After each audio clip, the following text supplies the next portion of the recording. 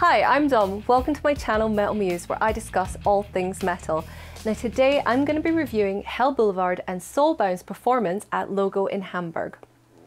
As you may well know, I'm a huge fan of Hell Boulevard's lead singer Matteo and his very talented creative partner Chiara, who are a pair of video makers. I've interviewed them before about the productions that they've worked on, there's a link below.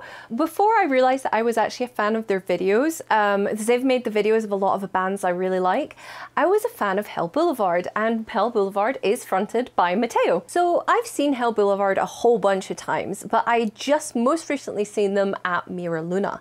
However, I was a million miles from the stage and it just really wasn't the same. So when I saw that they would be playing one of my favourite Hamburg venues, Logo, I was determined to be there. This is their first tour since COVID put a stop to all live shows. A great bonus for me is that band was going to be supported by Soulbound, a band I've listened to frequently but never had the opportunity to see live or like really researched. I mean, they've kind of been skirting around on my Spotify, but I've never been like, oh wow, I've got to find out more about this band. So for those of you who don't know, Soulbound is a German industrial goth metal band, and I'll add a link to their socials below, and I highly recommend you give them a look. Soulbound were a treat, but don't be fooled by those teddy bear looks of their lead singer Johannes Jonny Sticker, I think that's his name. He's actually a bit of a girling daddy, if you get my drift. He had great energy and made a big effort to connect with members of the crowd individually. He then hopped down off of stage and went among the crowd, still singing and interacting with the fans. Now I saw Julian from Lacrimas Profundere do something very similar at Mira Luna, and if this is a trend with bands, I'm living for it. There's nothing better than having the performance right there in your face. And that's one reason I love Logo. If you get up there and you get there early and you get to the front, you will literally be nose to nose with the guitar. You'll be nose to nose with the performer's guitar. Ugh. It's like a more personal show, like a show just for friends. A barrier is just what it is, a barrier. It keeps you from you away from the performers, and I understand why they're there. I appreciate them, but at Logo you don't have that impersonal steel parsing from the music. Wow, let me rein that in a little bit. All the guys were fab, in particular the lead guitarist Felix, who was right in front making his instruments sing. He had that thing over the back of his neck and he was playing and it was just awesome. So performance-wise, there were just a few issues though, not with the band, but with the tech. It's always a gamble when you go see a first night. I mean, there's a higher risk of technical malfunctions, and sadly, the lads suffered a few of these issues and the problems persisted into Hell Boulevard's set. Now, I've seen Hell Boulevard before, I've said that, and they're always good, and this show was no exception.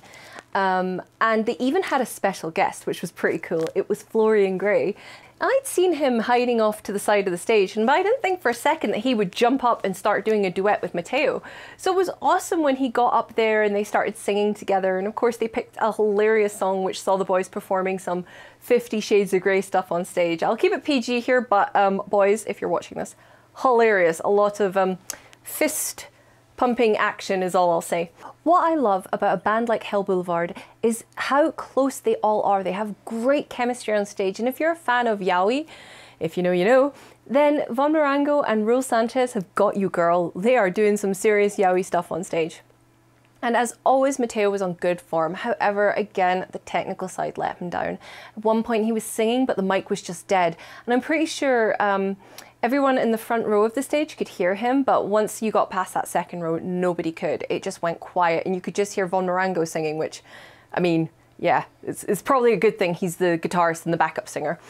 That said, Matteo did a really great job. He did reveal though at the end of the show that he was suffering some social anxiety after lockdown, and therefore he didn't come out to hang out with the audience, which was sad, but I completely understand.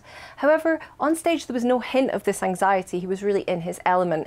They covered some of my favourite golden oldie tunes like My Dead Valentine, In Black We Trust, some of the newer ones like Blame It on the Devil, and it was really funny when they did Blame It on the Devil because me and the other audience members were asked to sing along and help Matteo save his voice, so that was quite amusing. We were terrible, FYI. But we were treated to a drum solo by Hangman Jan. I hope I'm saying that, or Jan Hangman, whatever. whatever, the drummer, the hot drummer. So if you've watched any of my videos, I'm a major fan of drummers. Looking at you, Nick from Lord of the Lost, and you, Joey Letts. And Hangman, you are getting added to that list. The dude is possessed when he drums. He got the need for speed. See what I mean? This like reminds me of that wonderful scene in the Muppets Christmas Carol when Animal like really lets loose on the drums. Like he's there with the triangle and then he just like loses it and he starts like doing a massive drum solo. That's kind of what he reminded me of. So out of all the looks on stage, Raul was the front runner. Raul,